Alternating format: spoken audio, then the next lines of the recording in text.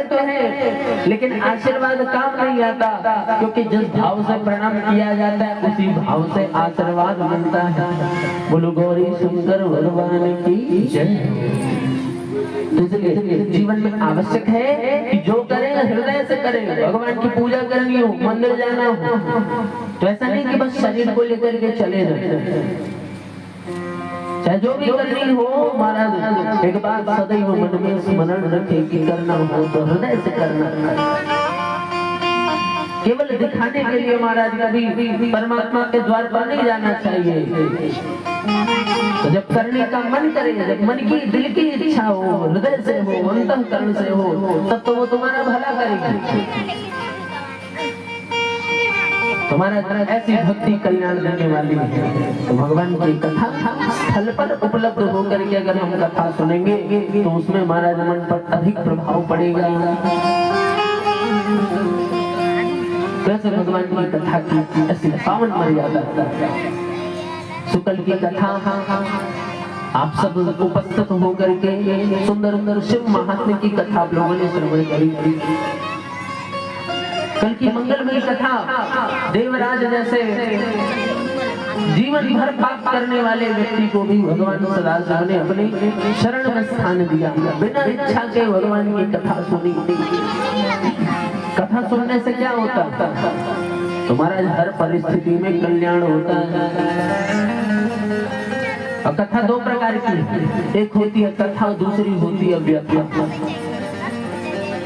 जहाँ पर भगवान की बातें हो उसे कही जाती है कथा, और जहाँ पर संसार की बातें हो उसे कही जाती है व्याख्या। अब बताइए इन दोनों में किसमें कल्याण होता है? मन बड़ा विचित्र स्वभाव का, मन का स्वभाव है ये कथा में ज्यादा नहीं लगता, व्यथा में ज्यादा लगता।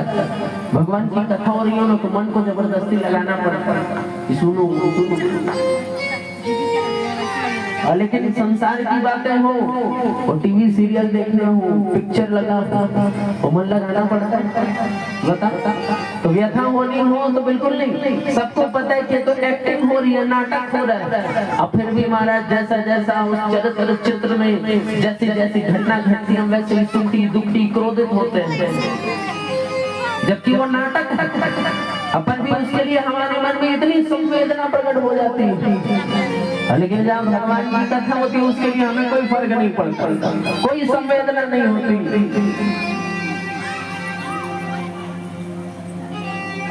तो इसका कारण यही है कि हम भगवान की कथा में मन नहीं लगाते।